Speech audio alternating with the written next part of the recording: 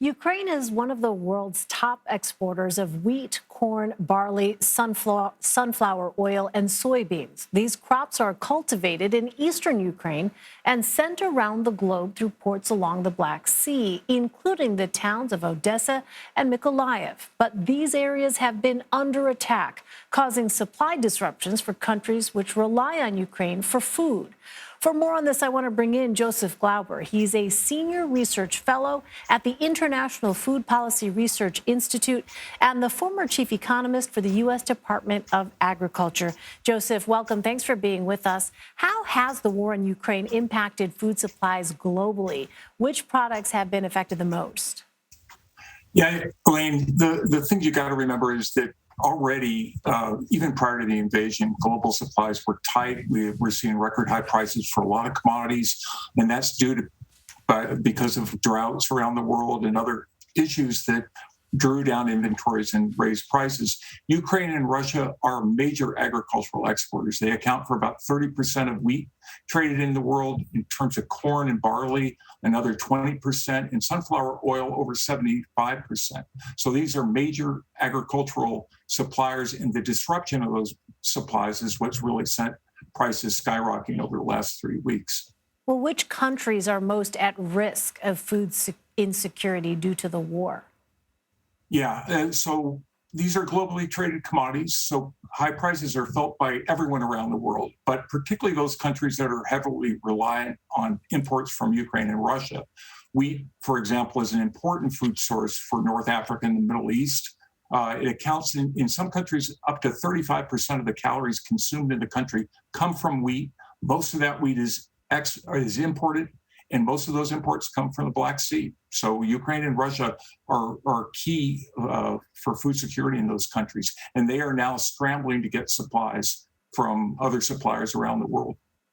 So how concerned should Americans be about the price and availability of certain food products here in the U.S.? Well, food inflation is at the highest level since early 1981. And again, this is all prior to the invasion by Russia into Ukraine. But remember, the commodity prices are a really small part of the overall retail dollar at the food store. For example, if you take a loaf of bread, the farm level price of wheat accounts for only about 5% of the bread price. So raising wheat prices a lot actually has a pretty small impact on bread, although bread prices are up about 10% year over year. So it's not a problem of availability. Food's going to be there. It's just going to be more costly. And that's a particular concern, obviously, for poor households who spend a larger proportion of their income on food.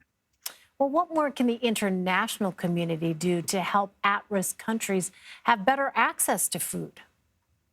Well, I think the first thing is do no harm. And I in the past, when we've had price spikes like back in 2007, 8, 2010, 11, what you saw was a lot of countries put on export bans. That is really good for their own domestic consumers, but unfortunately, it exacerbates the supply problem for the rest of the world, and it's contagious. One country puts on an export ban, another country then follows suit, and that's the situation we saw back then.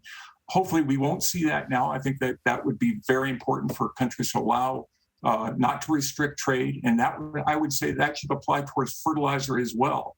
And then secondly, I think we really have a lot of poor countries around the world who depend heavily on humanitarian assistance.